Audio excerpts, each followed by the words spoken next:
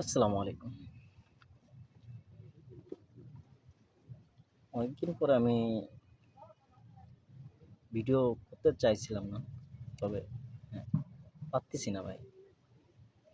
এই ফিলিস্তিন যে অবস্থা, ফিলিস্তিন ভাইদেরকে যেভাবে হত্যা করতেছে, সচ্ছে না ভাই। হয় না? এভাবে চুপ থাকলে হয় না।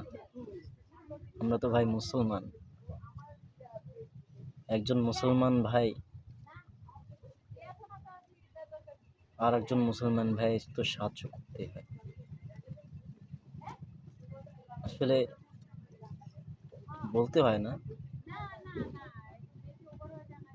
এই যে ইসরায়েল, ইহুদি, এরা আমাদের প্যানের পরাণের টুকরা ভাই বোনদেরকে, শিশুদেরকে, ফুলের মতন শিশুদেরকে হত্যা করতেছে, বোমা ফেলছে। আমাদের ফিলিস্তিনি ভাইরা উড়ে পাখির মতন উড়ে উড়ে যায় পড়তেছে।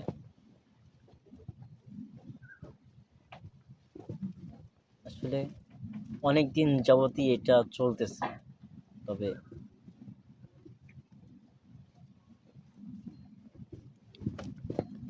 কোনো প্রতিবাদ এখনো হচ্ছে না। জাতিসংঘ জাতিসংঘ নিজে একটা ইসরায়েলের বড় একটাই এখন আমেরিকা সব থেকে বড় শক্তিশালী কান্ট্রি, তাদের উপরেও কেউ কথা বলতে পারতেছে না।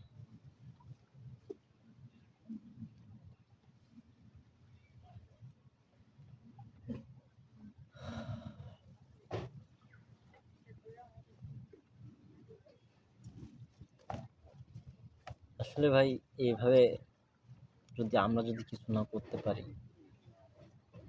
তাই আমাদের ফিলিস্তিন গাজাবাসী আর কখনোই থাকবে না। আর তখন আমাদেরকে কিয়ামতের সময় আমাদেরকে জিজ্ঞাসা করবে,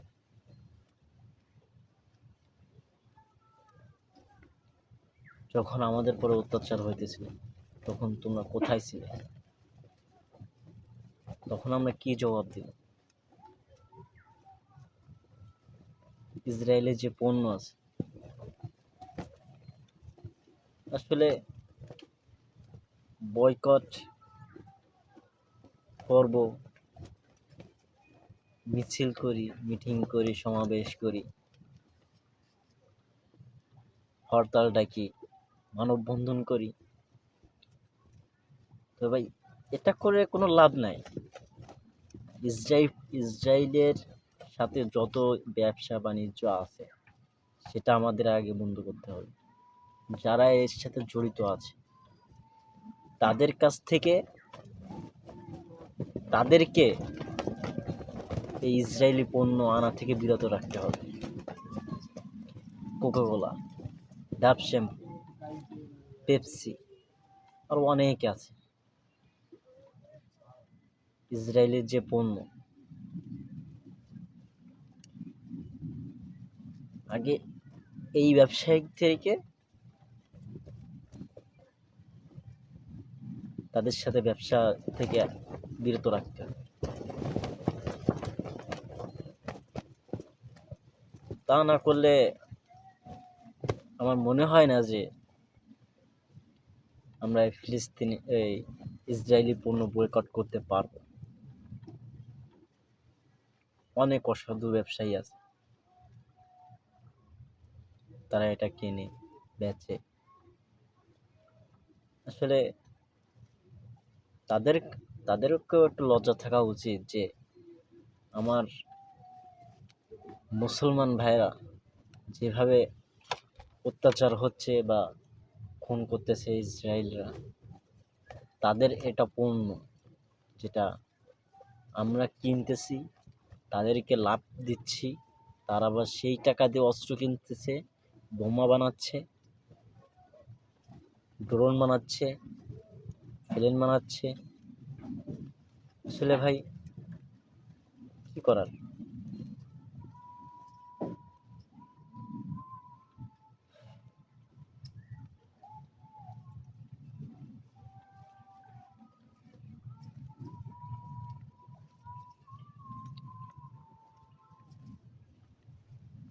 ফিলিস্তিনি ভাইদের কাছে ক্ষমা চাই। ভাই কিছু করতে পারতেছি না, চাইলেও পারি না আমরা।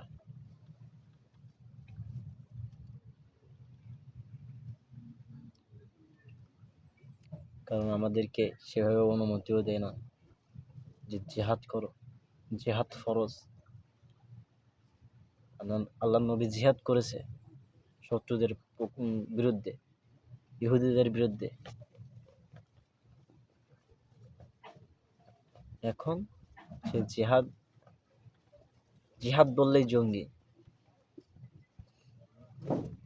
এই বলেই কারো ঠকাবে।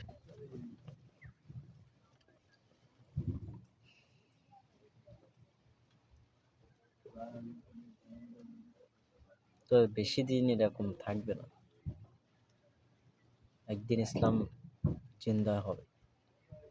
ফিলিস্তিন, ওই আল আকসা, জেরুজালেম মুসলমানদের দখলে থাকবে।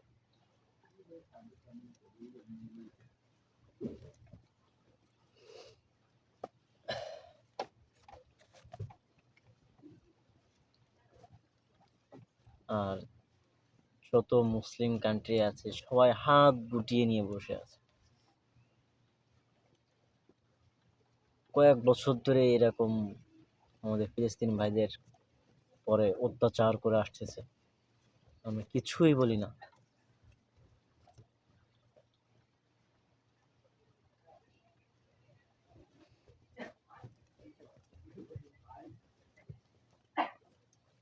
কি করার?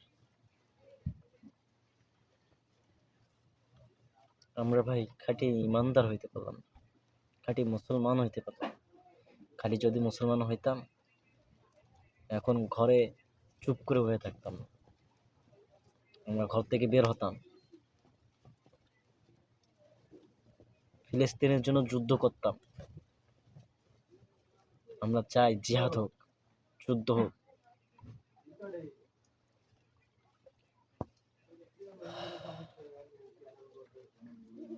আসলে জিহাদ ছাড়া এ বিষয়ে আর কোনো উপায় নাই। ইসরায়েলের বিরুদ্ধে জিহাদ ফরজ আমাদের। ভাই ভয় করলে তো হবে না, ভয় করলে আমরা মুসলমানই হলাম না। জিহাদে যে ভয় করবে সে কোনোদিন মুসলমানই হতে পারবে না, ইমানদার তো দূরের কথা, সে মুসলমানের কাতেরাও ধরাতে পারবে না।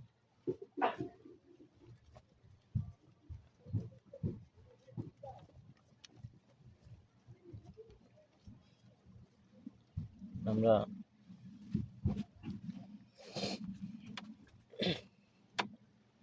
চাই জিহাদ। আমাদের যারা ওলামা একরাম আছেন, বড় বড় শায়েখ ওলামা একরামরা আছেন, তারা ডাক দেন যে ফিলিস্তিন বাঁচাও, ইসরায়েলের বিরুদ্ধে রুখে দাঁড়াও, ইসরায়েলের বিরুদ্ধে জিহাদ করো, জিহাদের ডাক দেন।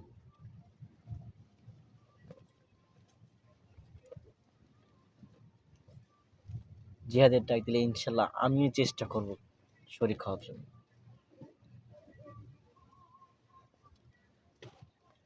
আল্লাহ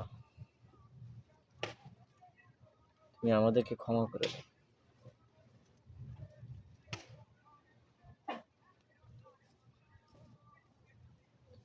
যতটা ভিডিও দেখতেছি অনলাইনে,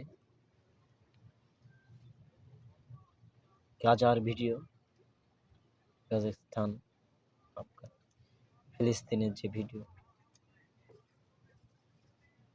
ভিডিও সামনে আসলে পড়ান মনের ভিতরটা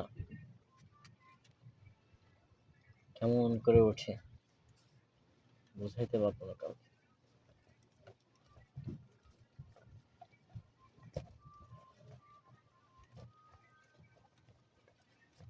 বসে বসে কান্না করি, মন খারাপ করে বসে থাকি এই ভিডিও দেখে।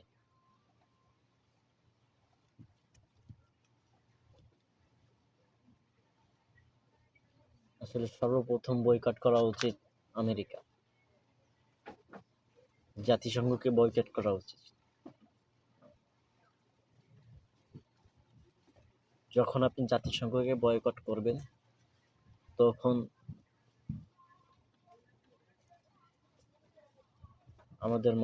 আমাদের মনে প্রাণে বল আসবে, না আমরা বয়কট করেছি, এবার ইসরায়েলের বিপক্ষে যুদ্ধ করব, জিহাদ করব, এবং ফিলিস্তিন ভাইদেরকে রক্ষা করব।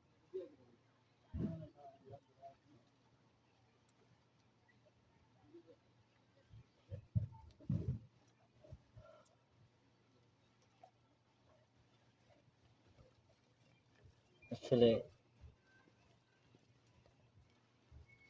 যত আমরা চুপ করে থাকবো, ততই আমাদেরকে ধরে বসবে। আমরা যতদিন পর্যন্ত কথা না বলবো,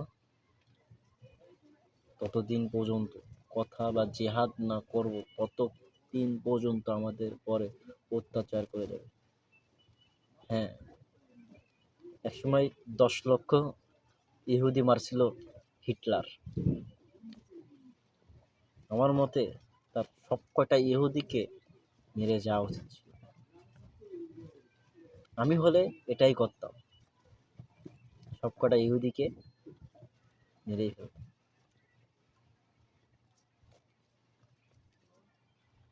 তবে হিটলার বলে গেছিল যে হত্যা দায়িত্বে তারা ফাঁসি দেওয়া হয়েছিল। আমি যে 10 লক্ষ ইহুদিকে হত্যা করেছি, আর যে কয়টা ইহুদি আছে, সে কয়টা ইহুদি তোমরা একদিন দেখবে যে তারা কেমন কেমন কি করতে পারে, তোমরা দেখতে পারবে। কেন আমি হত্যা করছিলাম তখন তোমরা বুঝবে। এখন আসলে আমরা বুঝতে পারতেছি, না বুঝার কিচ্ছু নাই। এইভাবে অমানুষের মতন বোমা ফেলতেছে,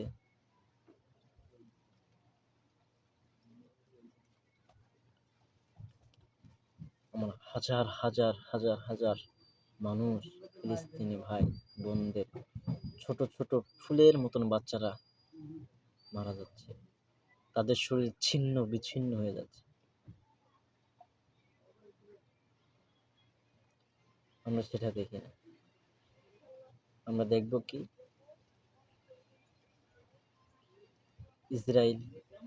ইসরায়েলের বিভিন্ন ধরনের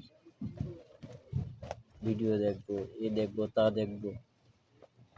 ইসরায়েলে যারা সাপোর্ট করে তাদের ভিডিও দেখব। কেন? আরে আমরা মুসলমান হলাম কেন? আমাদের তো মুসলমান হওয়ার কোনো যোগ্যতাই নেই। যখন আমরা ফিলিস্তিনের পাশে যখন দাঁড়াইতেই পারতেছি না, তখন আমরা কেমন মুসলমান?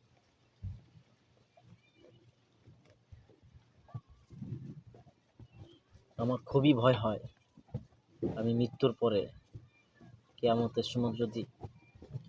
সময় যখন বিচার শুরু হবে, তখন যদি বলে যে ও শেষ নবীর উম্মত, তোমার ওই ফিলিস্তিনি ভাইদেরকে ওই ইহুদিরা অত্যাচার করছিল, বোমা ফেলে মেরে ফেলছে, তোমরা প্রতিবাদ করোনি কেন? তখন আমি কি বলবো? কোনো জবাবের উত্তর নাই আমার।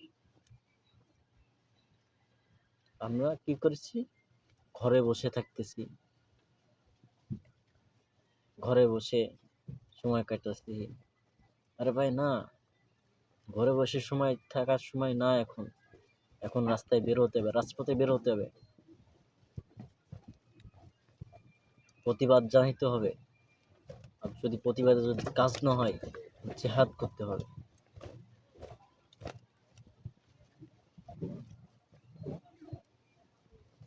ফিলিস্তিনি ভাইরা কত কষ্ট করতেছে, খাবার পাচ্ছে না, শুইতে পারতেছে না, অসুস্থ হয়ে গেলে ডাক্তার দেখাতে পারতেছে না, অ্যাম্বুলেন্স পেট্রোলের জন্য অ্যাম্বুলেন্সটাই চলতেছে না।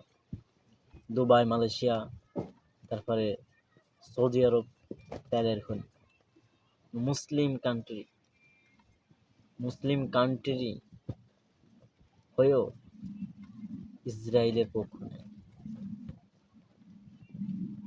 আর মুসলমান, তাদের জাতি, আমাদের প্রথম কেবলা আল আকসা জানো, আল আকসা, তাদের এটা খেয়াল না।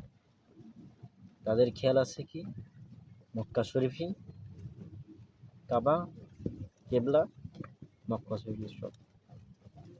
আল্লাহ রসুল মেরাজে যাওয়ার সময় বোরাকে যখন উঠেছিলেন, সর্বপ্রথম গেছিলেন আল আকসা মসজিদে, এরপরে দ্বিতীয় আসমানে, প্রথম আসমানে, এরপরে দ্বিতীয় আসমানে, এরপরে তৃতীয় আসমানে, এরপরে আল্লাহর কাছে গেছিলেন।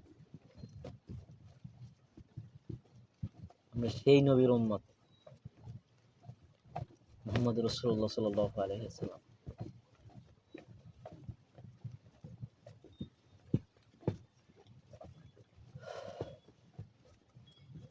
তারপরেও আমরা এখনো ঘরে বসে আছি, ঘরে বসে থেকে ভাবতেছি, মনে দুঃখ করতেছি। ভাই, ঘরে বসে থেকে মনে দুঃখ পেয়ে কোনো লাভ নাই। আসেন, রাস্তায় বের হই, রাজপথে বের হই, সমাবেশ, মিছিল, প্রতিবাদ মিছিল করি, প্রতিবাদ জানাই, যদি না হয় জিহাদ করি। ঘরে বসে থাকি, ঘরে বসার সময় এখন নাই। আমাদের ফিলিস্তিন ভাইদেরকে রক্ষা করার সময় এখন।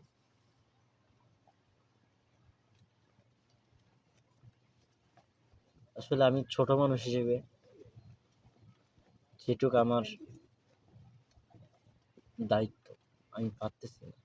আমি একজন উম্মতে মুহাম্মাদি হয়ে যতটুক দায়িত্ব আমার ফিলিস্তিন ভাইদেরকে রক্ষা করার জন্য, আমি পারতেছি না।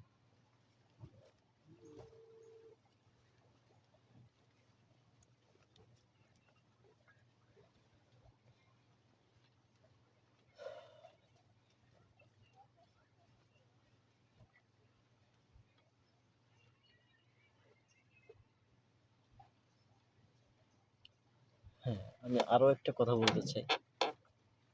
আমাদের বর্তমান সরকার, বর্তমান উপদেষ্টা, প্রধান উপদেষ্টা ডক্টর মোহাম্মদ ইউনূস, তার কাছে আমি আকুল আবেদন করি, হাত জোর করে আবেদন করি যে স্যার, আমাদেরকে জিহাদের সুযোগ করে দেওয়া হোক, আমাদের ফিলিস্তিন ভাইদেরকে বাঁচানোর জন্য অনুমতি দেওয়া হোক, যেন আমরা গিয়ে আমার ফিলিস্তিনি ভাইদেরকে রক্ষা করতে পারি। তাদের পর ওই ইসরায়েলদের পরে জিহাদ করতে পারি।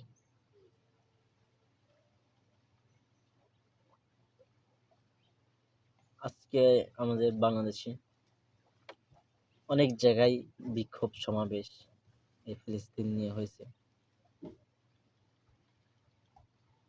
কে কে গেছে জানি না, তবে আমি যাইতে পারি নাই।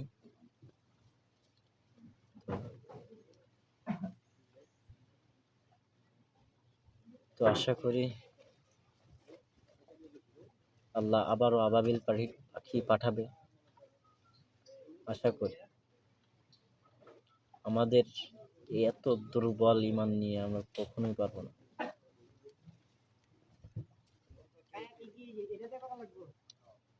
সকলে সকলে আমরা দোয়া করি আল্লাহর কাছে